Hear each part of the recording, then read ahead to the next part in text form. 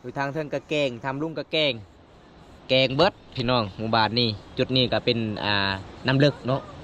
น้ำเลิกเลยชาวบ้านก็ตั้งจุดอาบน้ำบริใส่น้ำมันทาผิวข้าวย้อนก้อนหินถูเนาะถูทุกมือทุกวันเด้ถูเสาถูแรงเนาะ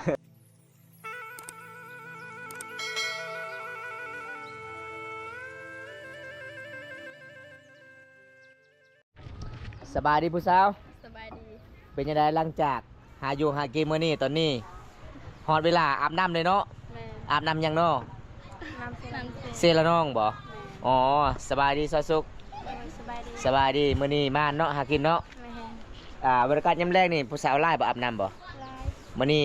เข้าไปน้ำได้บ่น้องได้อาบน้ำนำกันเลยได้บ่ได้อาบได้โอ้ยบ่มีแพรมาอาบเอายังมาให้อาบนุ่งเช่นนุ่งเส้นเลยเส้นคือพอทุ่งนึงพี่น้องไอ้สิ้นเด้บัดนี้เอิ้นเส้นเอาโอ้นำเซละน้องทุกคนสาวลาวอาบป้าสาวเทศจอดก่อนไอ้สาวเทศสาวนี่บ่เดี๋ยวไอ้สิถามน้องก่อนเป็นยังน้องมื้อนี้แต่งตัวงามแท้งามอีหลีได้ก็คืองามทางหน้างามทางหลังเดี๋ยวอ้ายสิพา FC เดี๋ยวครับชมเป็นยังอันนี้น่ะเอ้ยพี่น้องเอ้ยไปบ้านยังนี่น้องผู้ใดสักให้เจ้าผู้บ่าวเจ้าบ่ผู้ใดสักนะพี่น้องอ่านว่าจังไดเบิ่ง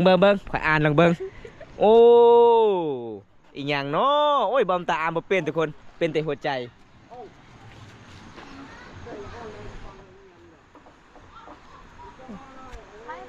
นั่งไปใครวะ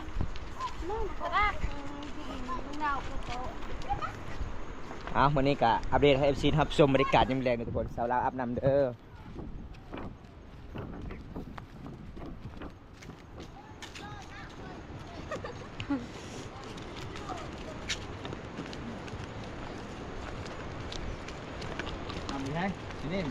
อยู่นี่บ่น้องปอเส้นทางลงเบิ่งทุกคน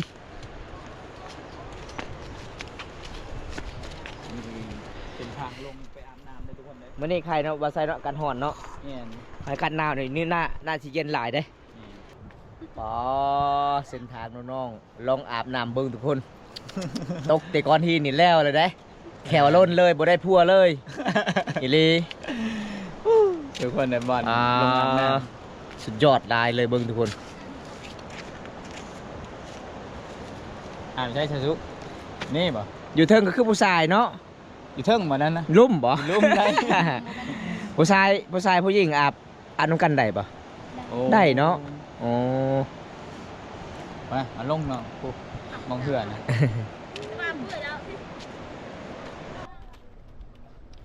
หน้าบ่ผู้สาวบ่หนา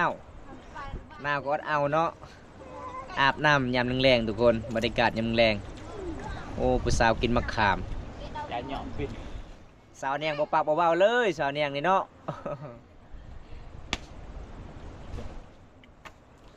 โอ้มวนลายเลยทุกคนบรรยากาศนี่แรงเด้สาวลาวอาบน้ำมื้อนี้เฮาก็สิตามติดวิถีชีวิตน้องๆ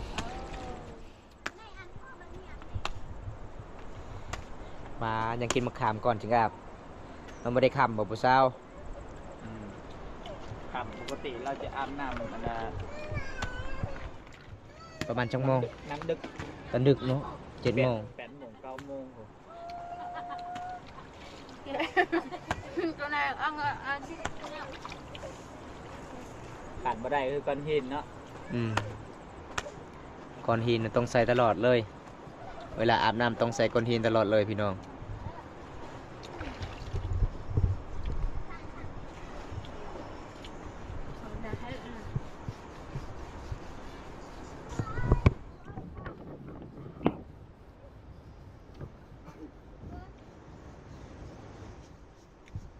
บ่ซะซุก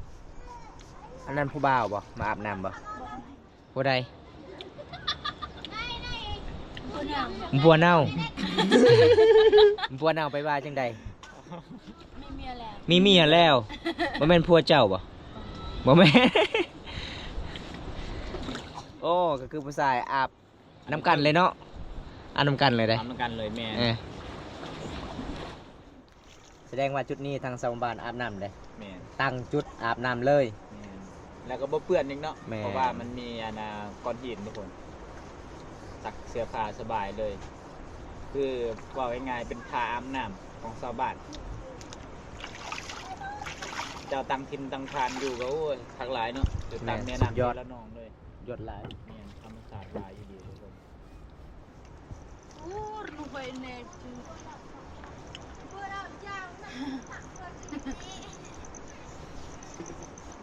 ชุก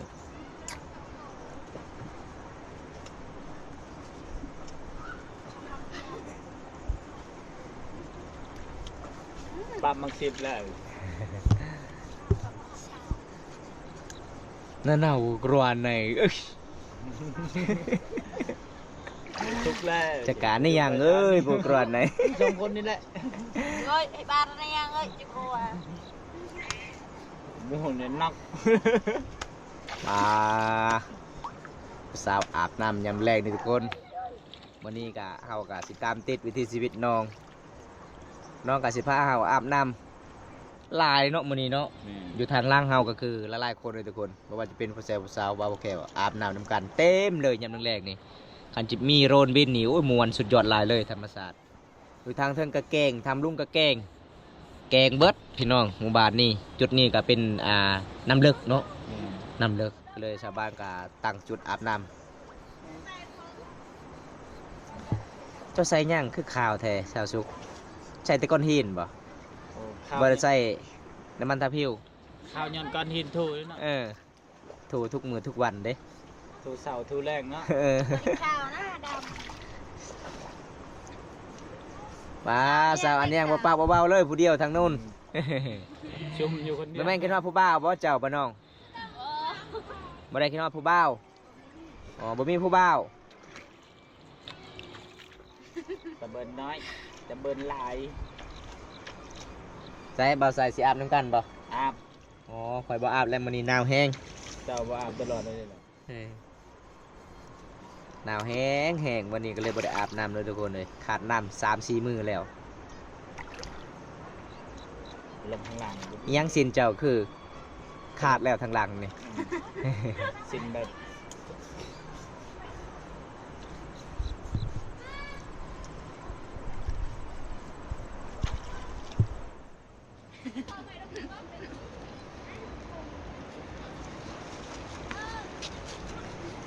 FC นี่เด้ออาบน้ ำอาบน้ำกันเด้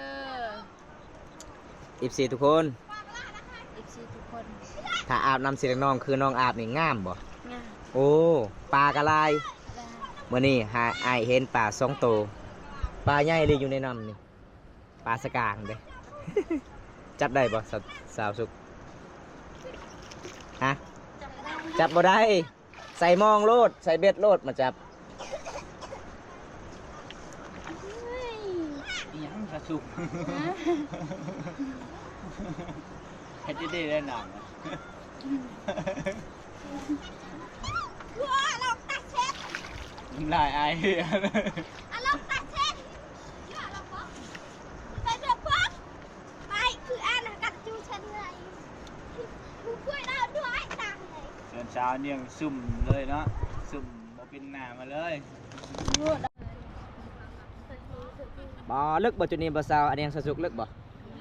ลึกเลยเนาะดำลึกดีพี่น้องเบิ่งน้องๆกะอาบน้ำแบบนี้เลยยามฝนตกอาบน้ำจุดนี้บ่โอ้ฝนตกคือน้ำขุ่นเนาะ แม่ ขุ่นแห้งเลย คุณ เบิ่งบอลจุดน้องๆอาบน้ำกันลำบากเลยทุกคนเลยเป็นหมู่บ้านที่บ่มีน้ำประปาเลยทุกคนน้ำมาดานก็มีที่จุดเดียวสามหมู่บ้านใส่ก็เลยเขาจะดำรงชีวิตมันก็ลำบากแน่ แม่ ก็เลยเขาเจ้าส่วนไร่ใช้ดำรงชีวิตก็คือบางคนก็ตักน้ำกินได้ ตักเลยบ่ ตักน้ำกินก็มีได้ นี่ น้ำ ว่าชาจุก เบิ่งไอ้เพิ่นยานปีงเบิ่งมึงเอาคุกมาตักเห็นบ่โอ้สุดยอด นั่นคือยันปิง ยานปีง โอ้ ปีงเจุกของ บ่ชาจุกเอาน้ำใส่กินเมื่อวานท่านบ่เอาน้ำเสเอาน้ำให้กินน้ำช่างไปทางไหนอีกโอ้มือหน้าพาเบาใส่ไปเบิ่งกันเด้อบอลเอาน้ำกินเด้อ มื้ออื่นก็ได้ มือเอื้นเนาะ เขาคิดว่าอันน่ะเอาน้ำเชนี่กินเอาน้ำเชละหนองบ่แม่นเนาะ น้ำสร้างเนาะ น้ำชาก็คือนี่ก็คือบอลอาบน้ำหรือว่าใส่หมองใส่เบ็ดบอลชาวบ้านก็หาอยู่หากิน เพราะว่าชาวบ้านเขตนี้จะอยู่ติดกับเซละหนองทุกคนเนาะคือธรรมศาสตร์อยู่ดิเห็นบอกความเป็นธรรมศาสตร์แต่บอกเลยว่าหิวใจสุดๆนะคือความเป็นชมชอบขันชอบ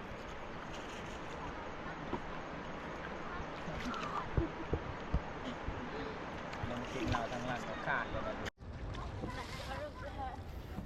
ยังเหรอเป็นป่าแล้วนะ เอาโอ้ยังบ่ทันได้อาบเลยเนาะน้อง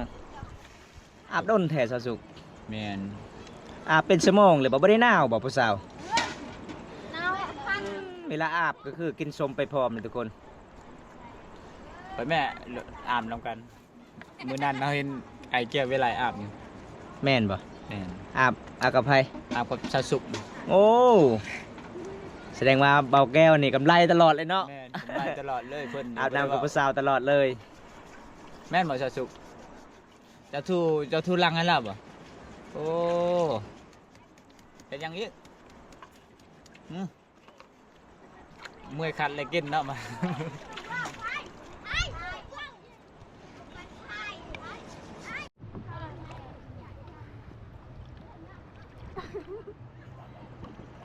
เย็นบ้าง ผู้บ่าวนี่เด้อผู้สาว โอ้ยามแรกนี่ผู้สาวลาเลยเนาะอาบน้ำเนาะ ยูโรซังเกอร์ สอนยังปิง ปิง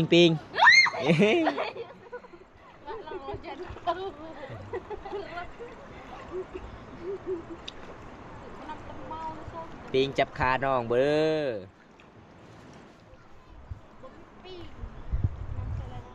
แต่อายเห็นปิงได้อายเห็นปิงได้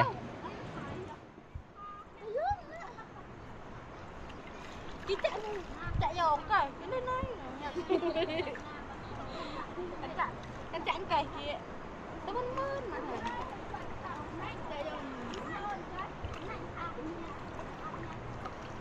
อุ้ยลืม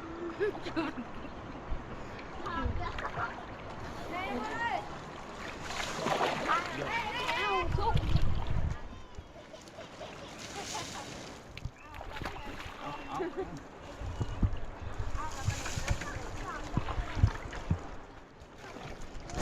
หมู่บ้านน้องมีเขาเจ้าเจาะอยู่บ่นำบ่นำเจาะบ่มีเจาะยากเนาะบ้านเจาะเนาะมันลึกอีหลี มีแต่หิน มีตีกอนหินหลาย เจาะลำบาก โอ้ผู้สาวใส่ผมเด้อผู้สาวเลยเด้อเฉพาะงามเนาะ ใส่ผมกะดียีแม่นโอ้เฉพาะซิวบ่มีเลยทุกคน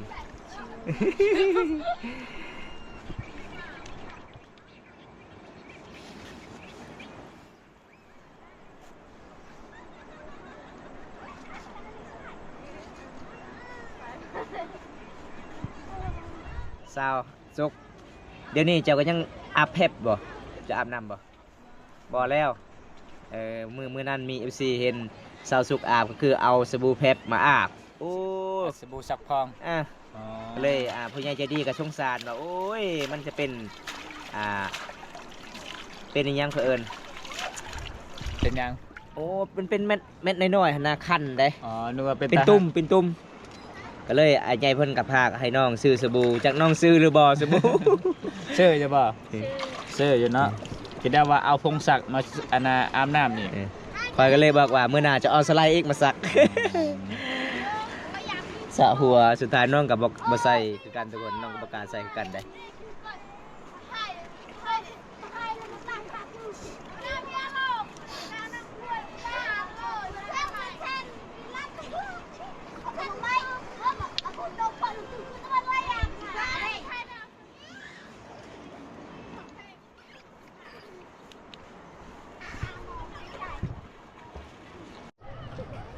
เบิ่งนี่ทุกคนผู้สาวทาคิวอาบน้ำหลายคนเลยเบิ่งบ่อันนี้ผู้สาวเพิ่นว่า10 โมงกลางคืนจึงกลับได้อาบน้ำได้เพิ่นอยู่ต่อตลอดเลยพี่น้องเอ้ย มื้อนี้กับสาวกันหลายๆไปอาบน้ำบรรยากาศยามแรงๆเขตหมู่บ้านนี่ทุกคนก็จะดำรงชีวิตไปเดิมๆได้บางคนก็เบิ่งโทรศัพท์บางคนก็เบิ่งทีวีไปนำ มีสาวสวยเนาะวันระวังในน้องก็ตกได้แม่นชงเจ้าคาดบ่จนนั่งนั่นบ่ เอาบรรยากาศยังแรงเลยพี่น้องสุดยอดลายเลยเขตนี้พี่น้องดำรงชีวิตไปเดิมๆเลยทุกคน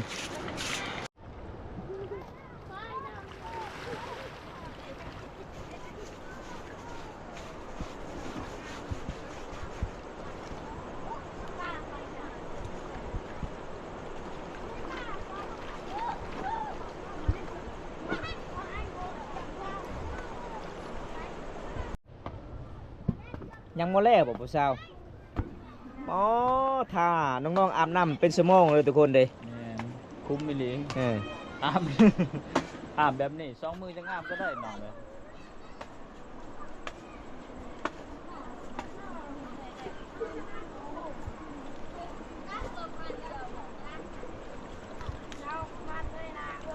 โอ้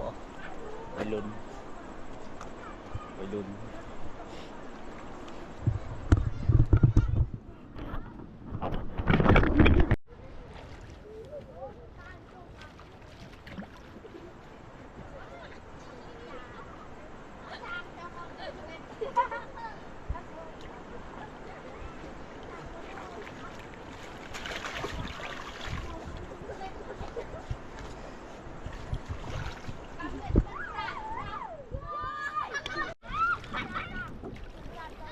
อ๋อ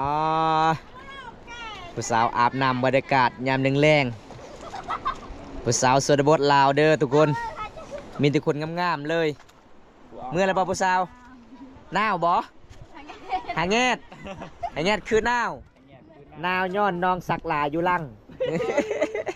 แม่นบ่ เอาส่วนสาวสุกกะเพิ่นว่าบ่ได้หนาวมื้อนี้บรรยากาศยามแรงๆเพิ่นมักอาบน้ำยามแรงๆเลยทุกคน แต่เบิ่งเส้นทางคืนทุกคนสุดยอดหลายเลยสิคืนทางใดเนาะ ขนาด เอาน้องๆก็สิอาบน้ำบรรยากาศยามแรงพี่น้องเอ้ย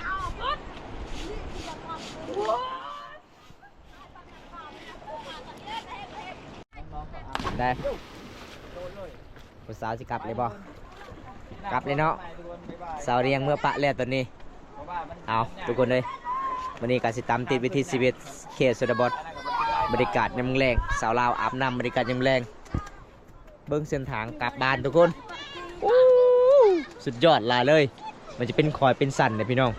เบื่อนี้กะทางสามบ้านอาบน้ำละลายเลยทุกคนเห็นบ่สุดยอดนี่ได้สิกลับเลยบ่กลับเลยเนาะหนาวเนาะเอาทุกคนวันนี้กะตามติดวิธีชีวิตน้องกะจบเพียงเท่านี้ก่อนเฮากะสิกลับบ้านคือกันล่ะจะได้บอมตาสิปิดไว้ช่วงนี้ก่อนนะทุกคนเลยวันนี้อัปเดตวิธีชีวิตสาวลาวบรรยากาศยามแรงจบเพียงเท่านี้ก่อนคลิปหน้าพบกันไหมขอกล่าวคำว่าสวัสดีบ๊ายบายบ้านสวนไปกันเด้อไปกลับบัดนี้เบิ้งเส้นทองน้องกลับมันเส้นทองเส้นทางโอ้ยเอาเบิ้งเส้นทางทุกคนสุดยอดบ่าวใส่เป็นไงไวอยู่บ่เจ้า ไวอยู่ มาเบิ้งเส้นทางนะเอากลับ ไปทุกคน